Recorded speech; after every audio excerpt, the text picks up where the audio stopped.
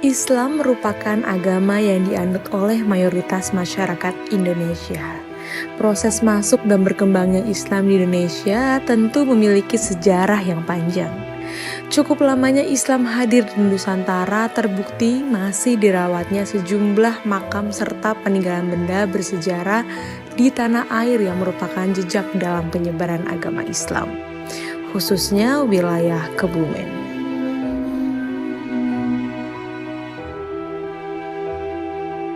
Perjalanan saya saat ini menuju salah satunya makam, Syekh Anom Syodakarsa, yang merupakan salah satu murid Syekh Abdul Awal. Di Desa Grogol, Beningsari, Kecamatan Petanahan, Kabupaten Kebumen, Jawa Tengah. Berjarak sekitar 12 km dari pusat kota Kebumen atau sekitar 6 km dari pantai Petanahan Kebumen. Baik pemirsa, sekarang saya sudah sampai di depan gerbang makam Syekh Anom Syodakarsa. Beliau ini dipercaya masyarakat masih keturunan Kerajaan Raden Patah dari Demak. Nah, beliau memilih untuk menghabiskan akhir hayatnya untuk mengajarkan ajaran Islam di daerah ini. Peninggalan apa saja yang ada di dalam? Ya, ikutin saya. Keberadaan makam Syekh Anom yang diyakini sebagai seorang waliullah senantiasa menjadi penyejuk bagi warga sekitar. Masuk ke dalam serambi bangunan makam Syekh Anom Syodakarsa yang di keramik seluruhnya terlihat ada beberapa buah makam yang posisinya terpisah. Makam Syekh Anom Syodakarsa sendiri terletak di dalam sebuah cungkup yang ditutup kain dan kerangka besi. Dindingnya berupa kaca dengan ornamen kaligrafi ayat Al-Quran. Beberapa makam di serambi itu diberi tanda. Mereka yang dimakamkan di serambi adalah keturunan Syekh Anom Syodakarsa. Saat ini makam Syekh Anom Syodakarsa selain sebagai tempat ziarah juga menjadi cagar budaya sebagai bukti keberadaan ulama yang giat menyebarkan syariat Islam di masa lampau. Masih di kawasan Grogol Beningsari yang terletak tidak jauh dari makam Syekh Anom, terdapat sebuah makam Syekh Abdul Awal. Beliau merupakan guru dari Syekh Anom Syodakarsa. Baik pemirsa, sekarang saya sudah sampai di depan gerbang makam Syekh Abdul Awal. Beliau ini masih menjadi keturunan bangsawan dan juga guru dari Syekh Anom Syodakarsa. Syekh Abdul Awal dahulu bernama Mangkuratmas dari Yogyakarta, putra Raden Pemanahan dari istri Padmi. Pada saat ayahnya mangkat, terjadi perselisihan perebutan kekuasaan antara dirinya dengan pamannya yaitu Ki Ageng Giring yang bermukim di Cirebon. Hal ini menjadikan Mangkuratmas akhirnya memutuskan untuk pergi dari keraton.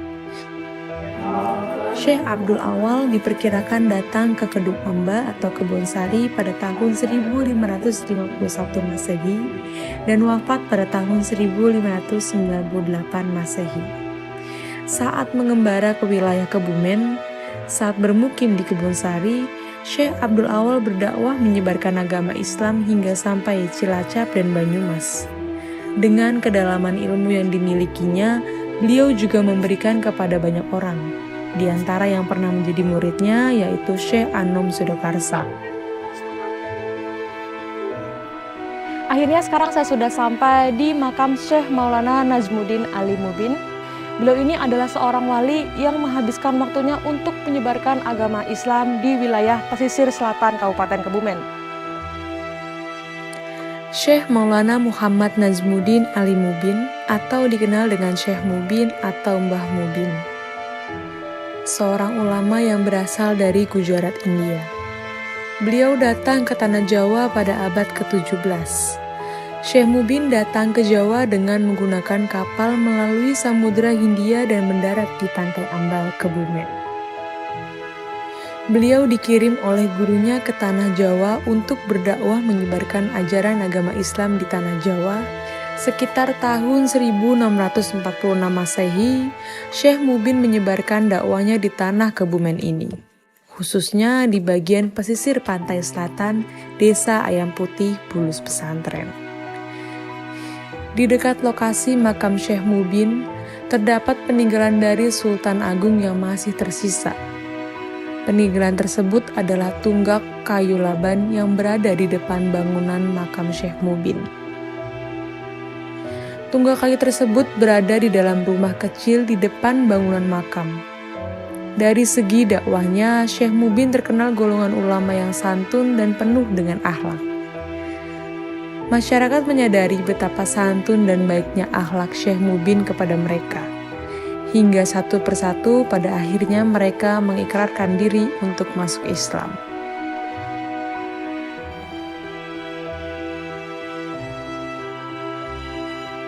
Sesuai namanya Masjid Soko Tunggal, masjid ini hanya ditopang oleh satu tiang atau soko saja. Soko Tunggal sebagai penopang utama bangunan ini berbentuk segi empat dengan ukuran 30 x 30 cm. Ia menjulang ke atas sekitar 4 meter tingginya. Di ujung atas soko tersebut terdapat 4 buah kayu melintang sebagai penyangga utama bangunan masjid tersebut. Sementara di tengah-tengah soko terdapat 4 buah danyang atau skur untuk membantu menyangga kayu-kayu yang ada di atasnya. Pada awal pendirian, atap masjid dibuat menggunakan ijuk dan dindingnya menggunakan tabak bambu. Dan seiring berjalannya waktu serta agar masjid tetap berdiri, dilaksanakanlah rehab bangunan atap yang semula ijuk diganti dengan atap genteng dan ditembok. Sampai saat ini peninggalan masjid yang masih dijaga yakni berupa sumur yang mana air tersebut dapat dipergunakan masyarakat setempat. Dan replika benda yang ada berupa mimbar masjid serta beduk. Bangunan masjid tersebut saat ini ditetapkan sebagai bangunan cagar budaya yang dilindungi. Soko Tunggal mengandung filosofi yang dalam. Soko Tunggal melambangkan keesaan Allah Subhanahu wa Ta'ala sebagai Sang Pencipta tunggal alam semesta. Makna tunggal tersebut sebagai tempat untuk meyakini bahwa Allah itu tunggal atau esa. Makam Adipati Mangkuprojo ada di puncak bukit cukup tinggi di Desa Pekuncen, Kecamatan Sempor, Kabupaten Kebumen. Nama Adipati Mangkuprojo erat kaitannya dengan keberadaan Masjid Soko Tunggal. Adipati Mangkuprojo adalah wongko dalem Kraton Kartosuro yang gigih melawan penjajah dan pernah bergerilya di daerah Pekuncen. Beliau wafat pada 1719 dan dimakamkan di Pekuncen sesuai wasiatnya. Sejumlah makam lainnya yang berada di sekitar cungkup makam Adipati Mangkuprojo. Beberapa makam yang terlihat sudah sangat tua yang berada di area terbuka di kompleks makam. Serambi makam Adipati Mangkuprojo memiliki atap rendah dan disangga pilar-pilar.